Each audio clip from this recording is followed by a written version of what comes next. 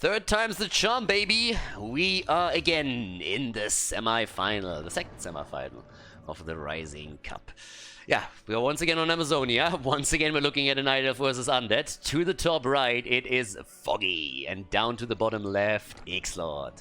We had to actually rehost this game a couple of times now. This is the third attempt to get the game going. Ixlord had problems the first time that he actually joined. A couple of ping issues apparently. Apparently had a ping between 100 and 200. It was just bouncing around, so he restarted everything. After Foggy just said, yep, just go restart your PC, get ready, and then we can continue the match here. And then once they headed into the second host, all of a sudden Ixlord just dropped out. So now this is the third time, and honestly it looks a lot better already. In the lobby ping at least, he was down to 30, which looks a little bit more the way it should be. So we'll find out if this works out or how we're going to proceed from here on. But this is, as I mentioned already twice, and I'm happy to do it again, the rematch of a series that took place in Rising Cup number 6 in the semi-final as well. Foggy was facing off against Ixlord. Pretty close series, by the way. I can't really recall if it was a 2-1 victory for Foggy or if it was a 2-0, but the games were incredibly close. And Foggy was able to best the Undead player from Germany and move on to the grand final to face off against none other but, you guessed it, Happy. And of course, the winner of this series is rewarded with a match against Happy once again. So, yeah, congratulations already to whoever takes it. There were a few people that joked around and said, hey, no matter who goes up against Happy, if it's Foggy in particular, it's probably just gonna be, okay, just take first place, I don't care. I'll take second, we don't even have to play for it. But yeah, there we go. I mean, either way, I'm happy to see this series in particular, because I really enjoyed the last time that the two went up against each other, and it was super close, so I want to see if Happy can push that off again. Here comes the Demon Hunter. I actually think, like, one of the things, if I remember correctly, one of the things that struck me a little bit in the last tournament was that Ixlord had to face off against the Demon Hunter on Foggy's side pretty much in every single game. And in the same matchup, once that Foggy then moved on to the grand final, he played Keeper against Happy all the time and got absolutely crushed. But no matter how, at this point it's just about creeping, just about experience, getting a couple of early on items. Demon Hunter walks away with level 2, gets also the Circlet and Mobility here. Circlet also on the other side. Alright, so the Death Knight is already getting his Unholy Aura. And so far it seems like everything is working fine for the two. Awesome! Ah, third time's the charm after all. I like it. So let's see if this time Ixlord is able to get a victory and then force an Undead versus Undead in the grand final, or Foggy is once more playing against Happy as so many times thus far. And yeah, Happy, of course, still undefeated in the tournament. Oh, well, not really undefeated. He lost a couple of maps, but he didn't lose one of the tournaments yet. At the end of the entire thing, it was always Happy that crowned himself the champion. So that's something. But either way, a bit of scouting going on at the top side. Skeletons always good for that. And honestly, every single time I see those skeletons, I mean, where's the next one? Let me show one. Look at that portrait, just for a second. Look at the jawline. Those skeletons aren't really the prettiest units anyways, and they're actually pretty ugly. But just look at that head and the shape of the head. Can you imagine how ugly that guy must have been? I mean, seriously, just for one moment. If you have that shape of a head, you've already lost. That's a face that only a mother can love. I can tell you that much. In Germany, we call something like that a Schnitzelkind, which completely means like a cutlet kid. So it kind of and the reason is pretty simple. Nobody wants to play with you, so what your mom does is she pretty much just hangs a cutlet around your neck, so that at least the dog plays a little bit with you. But yeah, that skeleton, whoever that was, is definitely not a prize. I can tell you that much. Okay, Demon Hunter level 2.5 now. Just so that you learned a little bit of the trivia of Warcraft 3 here. I mean, again, I'm trying to educate here, of course. So these are important facts and they have to be dropped, and other people don't tell you that. Those are the hidden secrets here. The things that Blizzard doesn't tell you about the game. Anyways, coming back to it. So currently with double Mantle of Intelligence. And that can be either sold or then passed over to the second hero, depending on what kind of setup they're going to go for. With this set, though, we have already 2.5 for the Death Knight. Both of the players still going for a one-base play so far. The tech into Necropolis, or into the Halls of the Undead is already up. Tree of Ages is nearly done for Foggy. And let's go. Daddy wants to see some action, so bring it, baby. The Kobold Taskmaster is about to go down, needs to coil it, wants to rush away from this. And there's the Naga Sea Bitch. Alrighty. That's also where we're going to see those Mantles of Intelligence going to be put to some use. Demon Hunter is looking for level 3 and is currently trying to still take down one of the ghouls, but not quick enough. No boots for him yet. A Demon Hunter of today in 2020 needs to wear boots, or yeah, keine Tasche, keine competition. Anyways, Naga would also love to have a little bit more experience right now. Foggy with 33 supply in the main base is at this point going straight into the Ancient of Lore, double building for him. Of course, we're having with the Halls of the Deck a quick tech into the Black Citadel. There's the Lich. It's altar time. That's thanks to the Naga and the like, the thing is, if you have actually a Naga and you bring her just in the game, usually at the time when she comes out and she goes into the Frost Arrows, you have a little bit of a dominant position because you can snipe your opponent's units a little bit better. So you have a bit more map control for just a few seconds that can then translate to go for a more aggressive camp and try and take extra experience there. That leaves us now with the Naga already on level 2, and we have the Demon Hunter, as you can tell, with the Rune Bracers in his inventory as well. So yeah, so with this, yeah, Ixalan had to be a bit careful. Gets now the Boots of Kel'Thuzad for the extra armor, and we have the Gloves of Haste for the Lich. So our birthday boy here gets at least a few more items. Also the Dead is already halfway done, and all the way top side, the tech into the Tree of Ages. Not really the most aggressive game. I mean, there's a couple of attempts to set a Creepjack up or something, but generally speaking, both players seem to be totally happy or just go in, get some additional experience, creep a couple of the camps, of course attempt to risk. I mean, it's always a question of which camp do you risk. Like, there's always a lot of camps out there, like for example here, the Granite Golem camps, which you would love to take because the rewards are just much better, you get better items, you get a lot of experience, but what you can get away with. But up to this point, we've seen mostly the Night Elf player being a bit more aggressive on the pattern, and that continues as we have now finally boots for the Demon Hunter, and that enables him to be very aggressive, and that of course fulfills two purposes at the same time. First of all, it creates a little bit of space and time for the Night Elf army to creep the Naga to the next level. So the Demon Hunter is occupying the Undead forces, you have good vision about where the Undead player is, and therefore you can safely take some of those camps where otherwise you would be worried that maybe someone is creepjacking you and attacking you from behind. And additionally, the Demon Hunter can also try and maybe get a quick kill in. A good mana burn kill, for example, would be worth it. And just mana burning the Undead forces either way is always great, because if you keep them low on mana, it also means that later on in the game they're going to have a tough time putting pressure onto you with Coil Nova, which is of course the main tool that any Undead player in any matchup, honestly, outside of Undead versus Undead mirror matchups, is going to try to employ to take a couple of those heroes down. And Ixalan is just positioning his Death Knight the entire time as far away from the Demon Hunter as he possibly can, and tries to use the Lich as a bit of a shield, because he can fire away with the Orb of Corruption here. Even the mana burns on the statues are annoying. And the Demon Hunter is once again moving in, and Ixalan reacts right away and says like, okay, before you drain my mana, I'm going to use it to just fire a coil at you. That's exactly what he did. The Naga is nearly on level 4 in the meantime.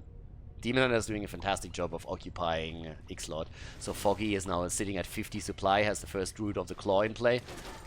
Adept training is in, and we also have the archers now in position for the focus fire. But yeah, in we go. There's a level 4. Bought himself a lot of time. Death Knight is on level 3. Ooh, nice. Potion of Greater Mana. As always, a little bit of a weird setup, because eventually, of course, that mana is going to be drained, but it can be a crucial tool if you are low on mana, which you will be because of that Demon Hunter, but you can still pop a quick potion and then ensure that you get another Coil or Nova through and maybe drop your opponent's hero. Rejuvenation got immediately dispelled. Yeah, that Forest Troll Shadow Priest is biased. He is definitely biased. Rejuvenation, and the Priest says, nope, not on my watch. I like Ixalan. I don't like Night Elves. They're tree huggers. They're cuddling with trees all the time, and that's suspicious. That's very suspicious. So here I have a Dispel. So also, we have, in addition to that, Potion of Lesser Invulnerability. And that potion has in the past oftentimes also been used to just deny the Demon Hunter the option of draining you. So Now that we have also the Orb of Venom in inventory, Foggy is starting to be way more aggressive than he was previously. And tries to take down one of the Fiends. Forked Lightning comes in a bit too late to provide the last hit. And also the Dryad gets microed back. Nicely done by Foggy. Really nicely done. Destroyers are ready though, and it is time to go for the Druids. Where's that Staff of Preservation when you need it? Well, it's right there, but didn't get used yet. Maybe this one? Yes. Second Druids get saved. And here we have the Demon Hunter in full-on action, using the Potion of Greater Healing. And, well, that's a kill against the statue. But the Druid goes down too. Level 3 now for the Lich. Archers are falling, so do the Fiends, one after another. It's an Archer massacre right there. And I can totally understand that if you are just a small, puny, tiny archer and all that you have is a little bow, I wouldn't go up against these bad boys either. Problem is that with the mana burn, the Lich is already nibbling at 0 health. He's really low. But so is the Demon Hunter, at least to an extent. Needs to be staffed back, maybe. That's a little bit of a weird setup, because right now they have to consider going into a town portal. I don't really think that they can take... Oh, the Lich! Oh, careful, bro. Alright, there's the staff out, but the slows are in too. The Naga is still on the run, gets body blocked now. And is trying to rush away, but she doesn't have boots. Nagas shouldn't be able to get boots anyways. She doesn't have feet. What the fuck do you use boots when you don't have feet? In this case, that's not a problem, but she's not walking anywhere, she's slithering. She can hang the boots around her shoulder, but that's pretty much it. So I really think that Blizzard should be a little bit more authentic here when they're making these decisions. What kind of game design is that? Someone that doesn't have feet uses boots. Just bullshit. Anyways, in this case, she doesn't have any. Normally you see the boots oftentimes passed over to the Naga, because that of course means that she can keep contact with the target a little bit more, slow it down further, which allows the rest of the army to get additional hits in. But yeah, there's also a Potion of Lesser Invulnerability for her, and the Demon Hunter still rushing around. Honestly, Demon Hunter is just like, if you would... I mean, let me think about that for a second. If you would have to name any hero that is clearly on drugs, which one would it be? Honestly, at this point, I think the Demon Hunter is a really hot candidate for that. Because that guy is just running around like he is on, I don't know, on speed or something. I mean, that guy just can't stand still. He's always on the run, he's always just looking weird, and I don't know. I mean, there's a couple of them, especially the Night Elf heroes, that look like they smoke too much weed, but still. Either way, a little bit of poke and prodding still happening. The thing is that Foggy has by now also set up this expansion. I showed it already earlier once, but you probably also followed it on the minimap. So with that now a thing, it means that as the game continues, Ixlord is going to be under pressure. He's the one who has to make a move. The tier 3 tech has already long time completed for both players. We have upgrades coming in. Staff of Preservation. I hate that item so much. Is there anybody that doesn't play Night Elf that doesn't hate a Staff of Preservation? I don't think that person exists. One of the most... Oh my god. This is one of those items where you just want to bite your keyboard the entire time. Every time you think that you actually get a kill, there is a staff and the unit gets saved. It's like someone coming in with a strawberry cake, and every single time you want to bite into it, they just pull it away from you. And it happens over and over and over and again. And you just keep chasing and trying to get it, but you can't. Nice Forked Lightning here. Gets the Fiend kill. So that's already awesome. And in we go. Demon Hunter, always on the edge. Always trying to look for that mana burn. And the statue gets burned right away. Yeah, level 2 mana burn for him by now. No expansion for Ixlord. Yeah, talking about expansion, Ixlord also has to deal with the fact that there's a wisp hanging in the tree at the bottom of the map. Just cuddling up to it and saying, alright, whenever you build one, I will know what's happening. Another Forked Lightning is in. Foggy has all the time in the world. Foggy is at 60 supply, so is Ixlord, but the problem for Ixlord is that Foggy is literally the one that has all the time. The longer this goes, the better for the Fogster. Because right now, it's all about the income. And that's where he has two bases. So Ixlord is trying to set the attack up. But again, Hit and run, hit and run. Usually it's undeads that drive the opponent insane with the unholy aura and hit and run tactics, but this time it's actually quite the opposite. Another fiend goes down, nicely played here. Can get another one, but the coil is in. Yes, there we have a quick mana burn. That potion of greater mana already gone. The fiend down, the druid also falling, and all of a sudden the pressure is on the Death Knight. Forked lightning to the face, the Naga is down too, the GG gets dropped on Foggy. Takes the lead in the best of 3 series at the semi-final of the Rising Star Cup.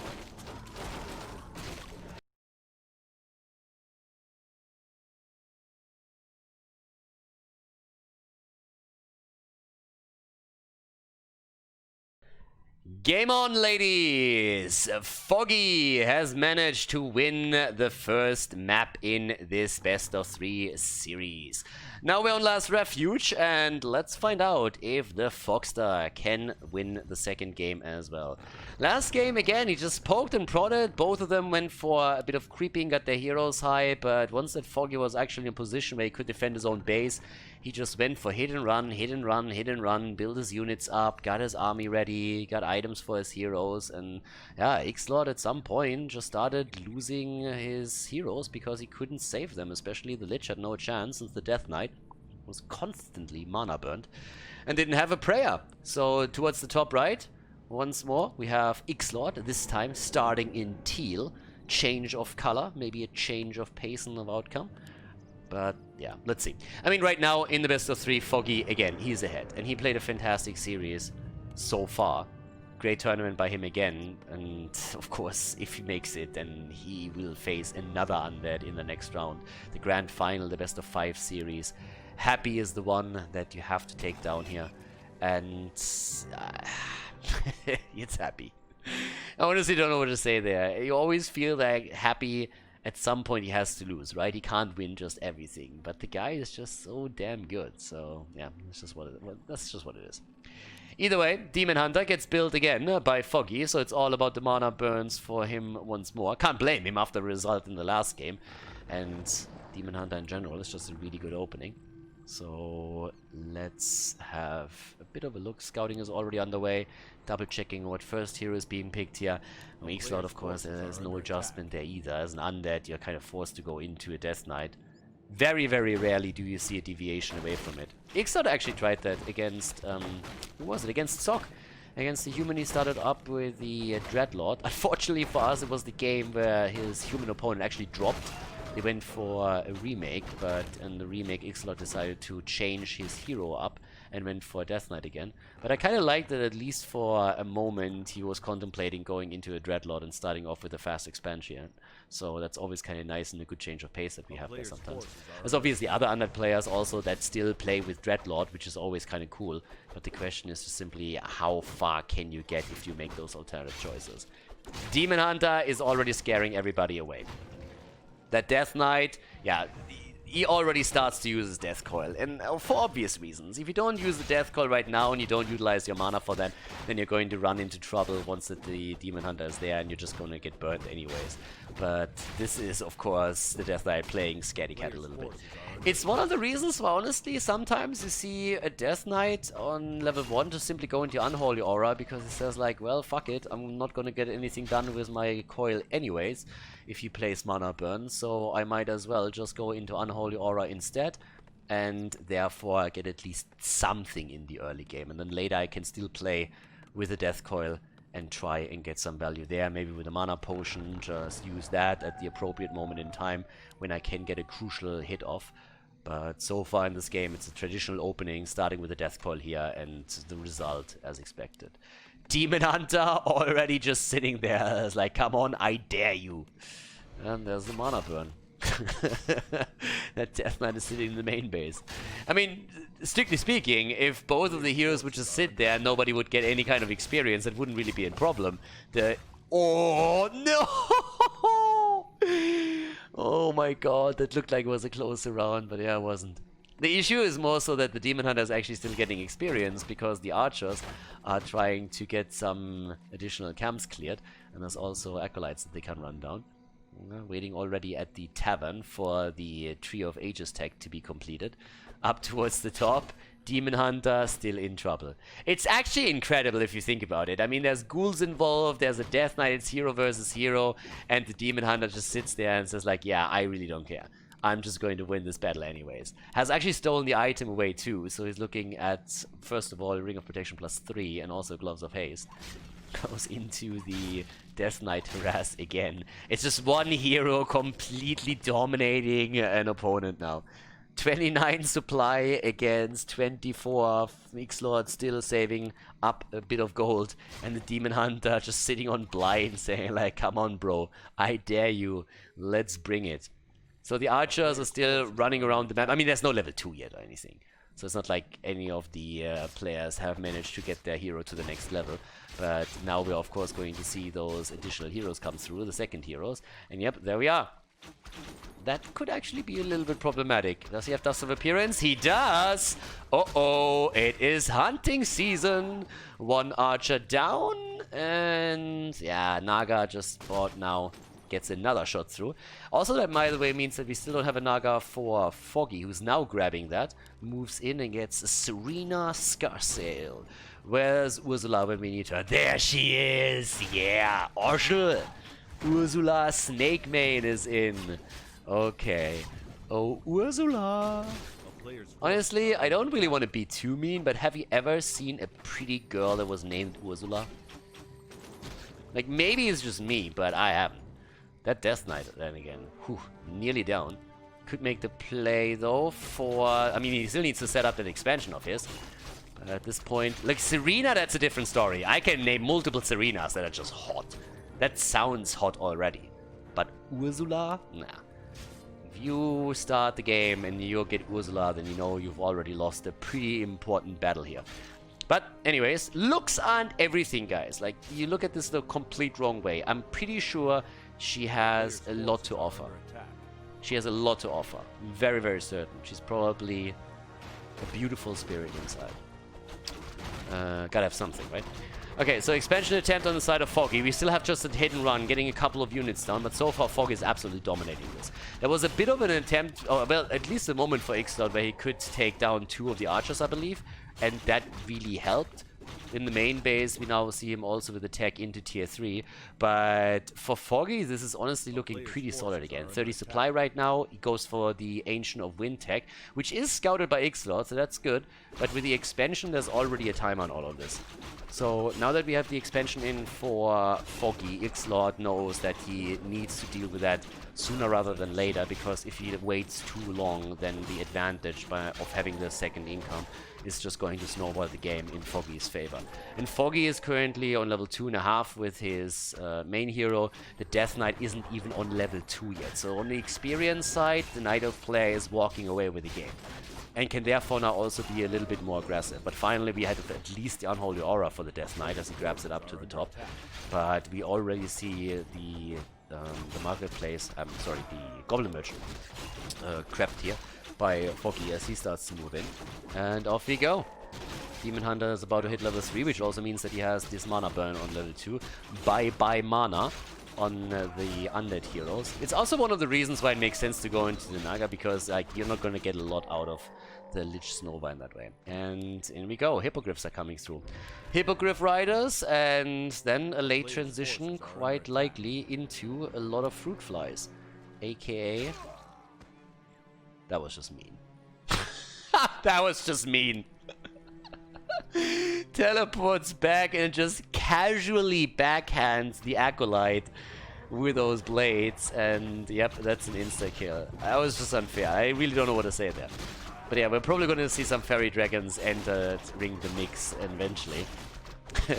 Double Ring of Protection, the Gloves of Haste are in. I'm actually a little bit surprised that he doesn't give the gloves over to the Naga. I mean, of course, it's a fantastic item for the Demon Hunter too, but if you put it on the Naga, you of course enable her to just... if you feel you are going to be the one to... well, there's the first fruit fly. If you feel you're the one that actually hunts the opponent down, and having the Gloves of Haste on the Naga is always nice, because you have a continuous speed on the opponent... a continuous slow on the opponent, that you can then capitalize on. Third hero up to the top, and we have the Lich in business. Ooh, good item for him too, Robo the Magi. So now he has plus 11 damage and a pretty sweet hit point pool, mana pool. So that's already nice for him. Starts to head over to the Goblin Laboratory. Still one of my favorites, the Temple of Boom with a welcome. If that is not a sexual reference, then I don't know what's happening. Honestly, I'm going to be blunt here. Blizzard of today would never go for that move. Never, never, ever. But I absolutely love that. The Temple of Boom. It's pretty fantastic. What's a bit worrisome, on the other hand, is that despite the fact that we now have a few abominations in the mix, we still see Ixlord going up against an expansion that has been running for a while now. Foggy is at 59 supply. Not really crazy, but those hippogriffs, and especially the fairy dragons, are going to become a problem. And Ixlord has to attack soon. He doesn't really have a lot of time left in which he can try and make that play. The Death Knight isn't even level 3. That, then again, the Wand of the Wind is pretty sweet. And he got some mana potion too. So you can try and play with that a little bit. Time that properly, as already mentioned previously. And here we go. In an attempt to creep over there to the right side. But yeah, mana burn, mana burn, mana burn. That's a quick camp that he could take if he really wanted to. A small camp, easy to grab, and he does not waste a moment. Goes in straight away with all that focus fire that Gnoll Overseer doesn't stand a chance. It is item time once again, and well, gets a little bit of experience. Claws of attack plus 6. Hello, sir? Can someone please pick that up? What the hell? Alright, instead we are having the battle unfolding right in front of us, and those fruit flies are already trying to do their thing. Nice focus, double level up with the Naga on 3 and the Death Knight on 3. Foggy is all of a sudden starting to lose a couple of units there. The Wand of the Wind is getting used time and time again. We have already Fields falling too, and there's the level 2 for the Lich. 457 supply, 43 for Ixlord.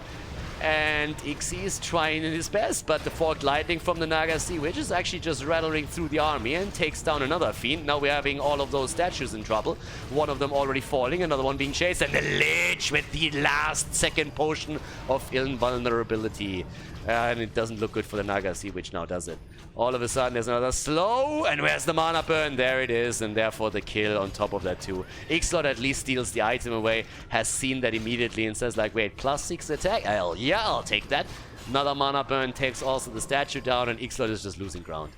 Losing massive ground. There's another Forked Lightning, but he can't kill the Lich, but the fight down here still continues. Ixie with a GG, and Foggy the 2-0 victory in the semi-final. Foggy moves on to the grand final to face off against Happy.